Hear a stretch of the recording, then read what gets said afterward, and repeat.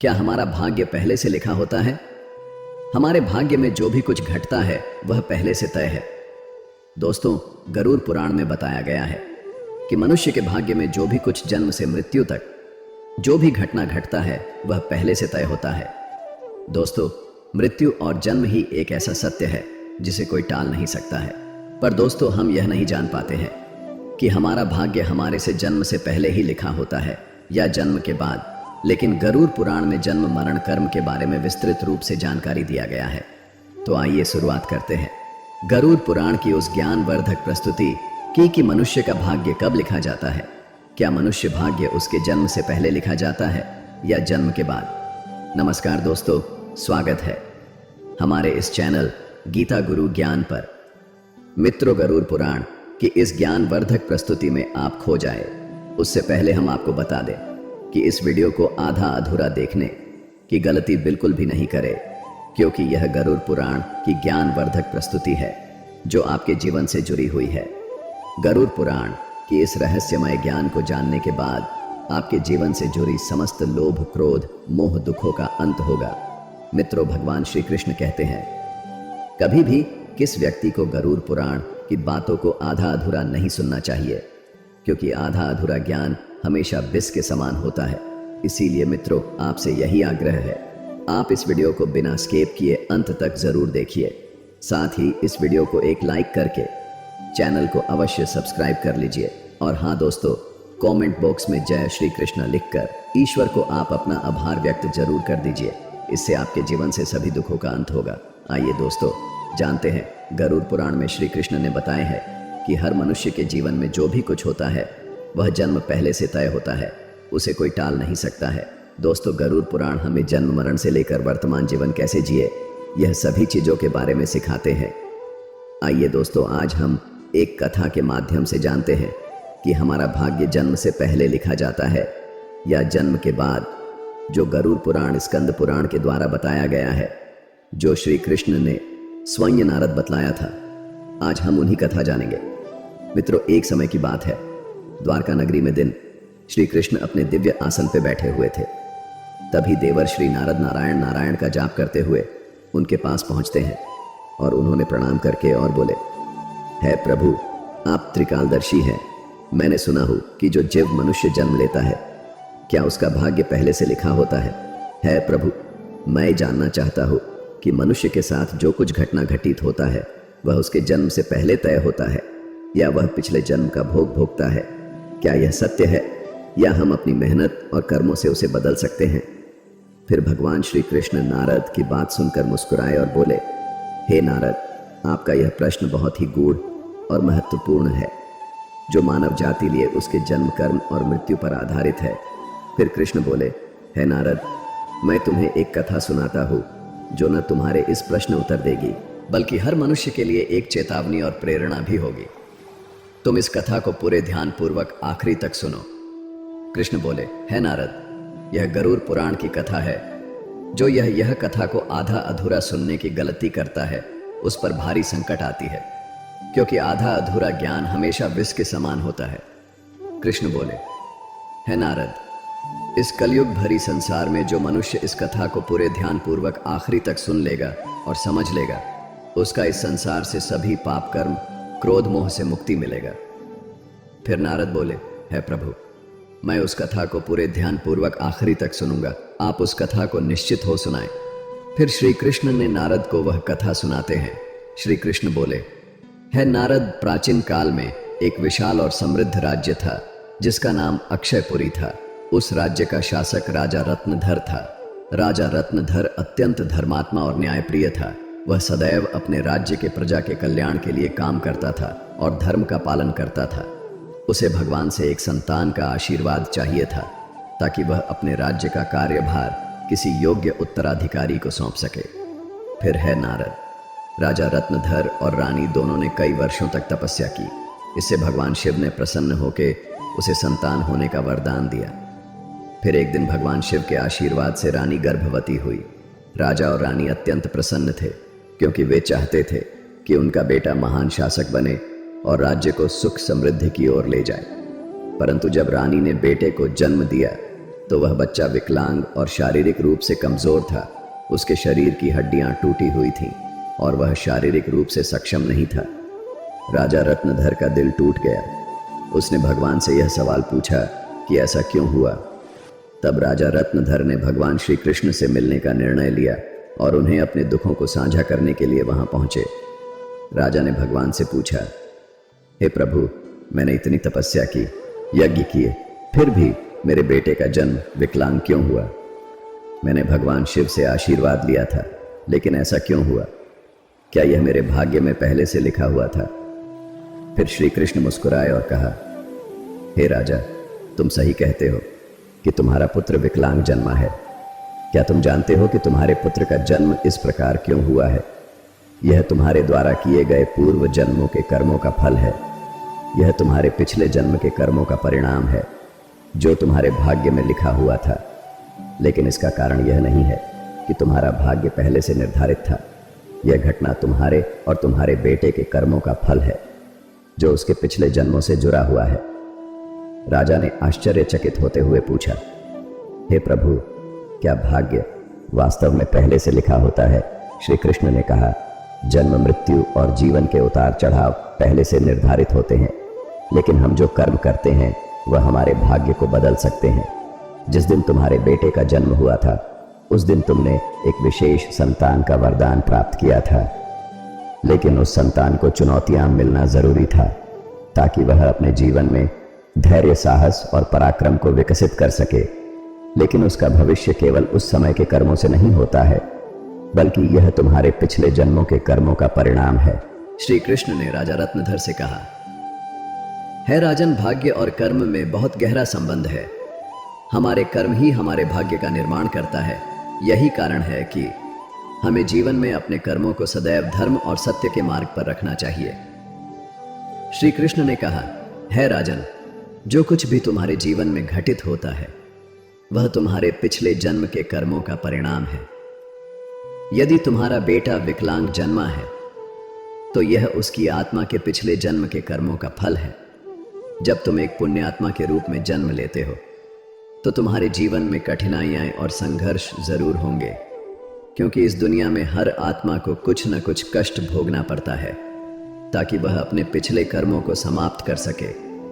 लेकिन याद रखो, तुम्हारे बेटे के जीवन में जो कठिनाई है वह उसकी परीक्षा है।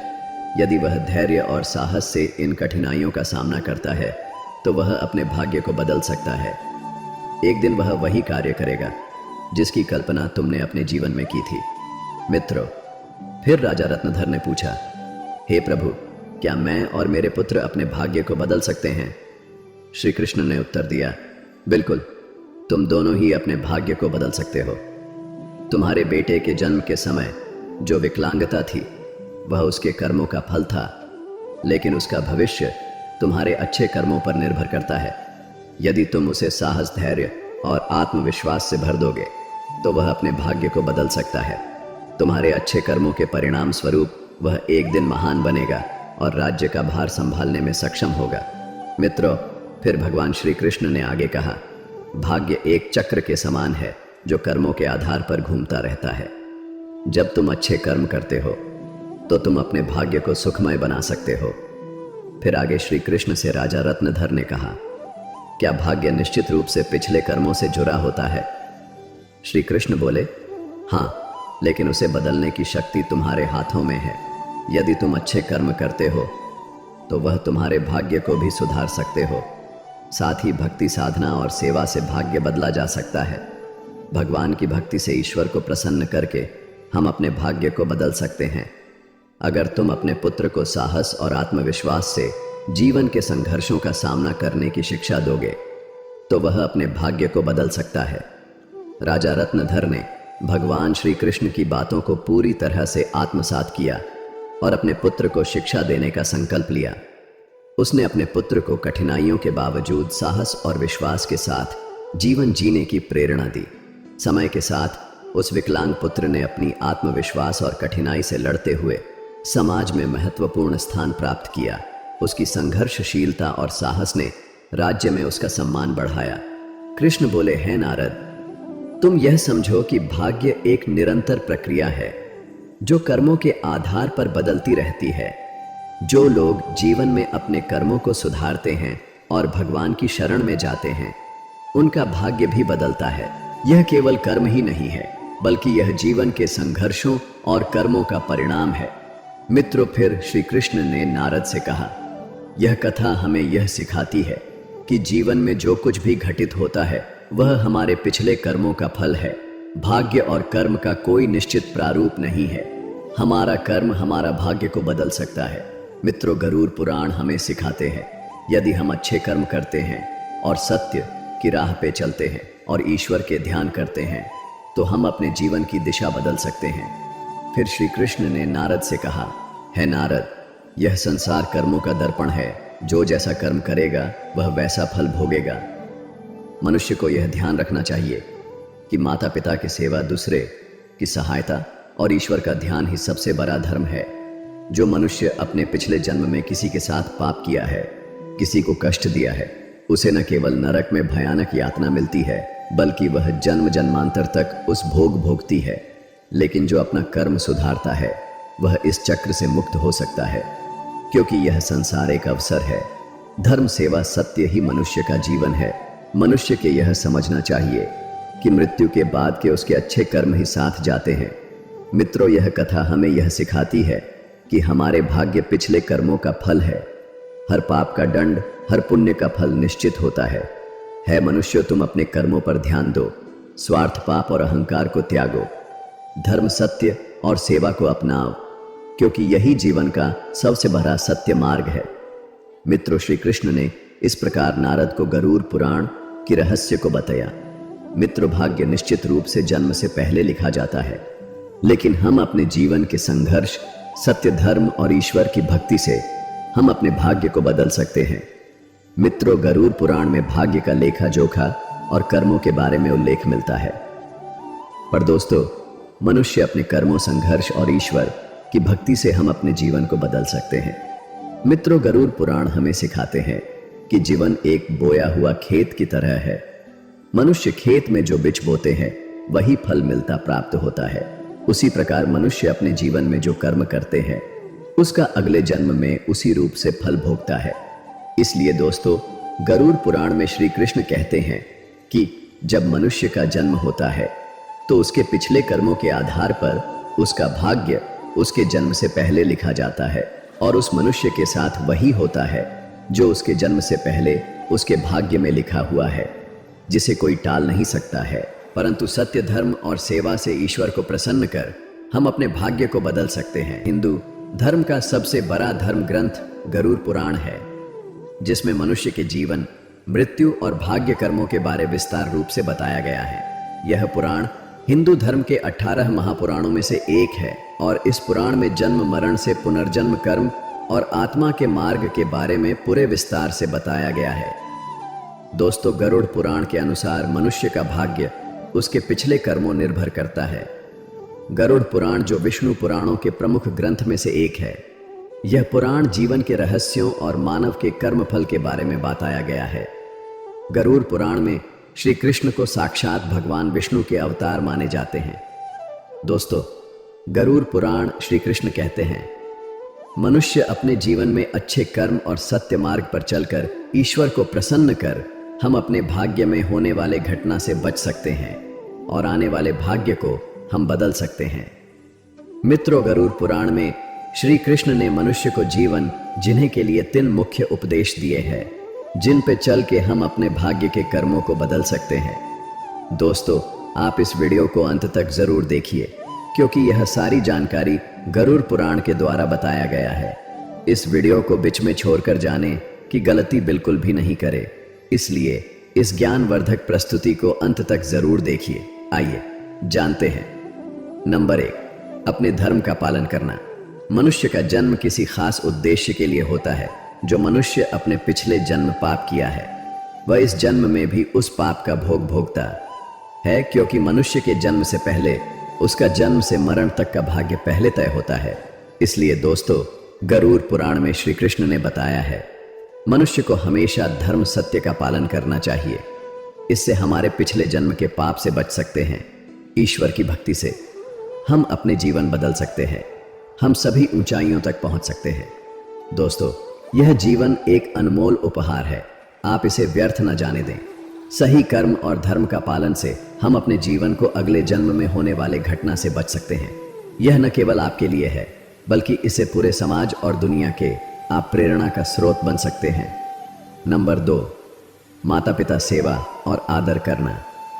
दोस्तों, गरुड़ में श्री कृष्ण कहते हैं कि मनुष्य को हमेशा अपने माता पिता को सेवा करनी चाहिए, क्योंकि माता पिता के ही चरणों से तीनों लोगों का स्वर्ग है।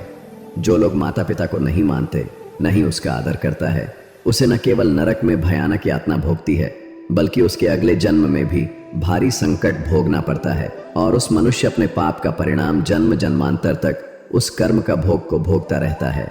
नंबर 3, अहंकार। दोस्तों, गरुड़ पुराण में श्री कृष्ण ने बताया है, मनुष्य सबसे बड़ा शत्रु उसके अहंकार होता है, जो मनुष्य को अपने कर्मों से दूर कर देता है। जिस मनुष्य के मन में अहंकार प्रवेश कर लेता, वह मनुष्य अपने जीवन को उस ओर के चला जाता है जहां उसे संकट के सिवा कुछ और नहीं मिल पाता है। उस व्यक्ति को न केवल नरक में भयानक यातना भोगती है, बल्कि वह व्यक्ति अपने आने वाले भाग्य को भी नरक की ओर ले जाता है। इसलिए मनुष्य को हमेशा सत्य, धर्म और प्रेम की भावना रखना चाहिए। इससे वर्तमान जीवन और आने वाले भाग्य हमेशा खुशहाल रहे। मित्रों, गरुड़ पुराण हमें सिखाता है, यह जीवन हमारे कर्मों का फल है। यह ग्रंथ हमें यह समझने की प्रेरणा देता है, अपने जीवन से धर्म, सत्य, परोपकार का पालन करना ही सबसे बड़ा कर्तव्य है। आत्मा की मुक्ति और अगले जन्म उच्च योनि प्राप्त करने के लिए मनुष्य को अपने कर्मों को ध्यान रखना चाहिए। मित्रों, गरुड़ पुराण हिंदू धर्म के महान ग्रंथों में से एक। यही हमारे जीवन को सही दिशा में चलने का ज्ञान देता है, जो हमें यह सिखाता है कि मनुष्य का भाग्य उसके कर्मों और ईश्वर की इच्छा का परिणाम होता है। यह ग्रंथ न केवल जीवन और मृत्यु के रहस्यों के बारे में बतलाता है, बल्कि यह भी समझाता है कि मनुष्य अपने जीवन को किस प्रकार सही दिशा में ले जा सकता है। गरुड़ पुराण में मनुष्य के जन्म मरण से लेकर वर्तमान जीवन कैसे जय, इन सभी चीजों के बारे में विस्तार से वर्णन किया गया है। मनुष्य के जीवन से लेकर कर्म मृत्यु तक की सारी जानकारी इस धर्म ग्रंथ गरुड़ पुराण में बताया गया है। मनुष्य जीवन में जो कुछ घटित होता है, वह हमारे पिछले जन्म का फल है। दोस्तों, गरुड़ पुराण हमें यह सिखाता है कि भाग्य केवल कर्मों का फल है। भले ही भाग्य जन्म पहले से लिखा हो, पर हम अपनी कर्म से इसे बदल सकते हैं। मित्रों, जीवन एक दुर्लभ अवसर है, जिसे सही दिशा में ले जाकर हम आत्मा को मोक्ष की ओर अग्रसर कर सकते हैं। धन्यवाद दोस्तों। गरुड़ पुराण के द्वारा सभी बतलाए गए बातों को अवश्य ध्यान में रखें और सत्य की राह पे चले। इससे आने वाले जीवन अत्यंत सुखद हो। और दोस्तों, वीडियो अच्छा लगा तो इस वीडियो को लाइक करके कमेंट में जय श्री कृष्ण जरूर लिख दीजिए, और हमारे इस चैनल गीता गुरु ज्ञान को अवश्य सब्सक्राइब कर लीजिए, ताकि हर एक नया वीडियो आप तक तुरंत पहुंचे। धन्यवाद। हर हर महादेव।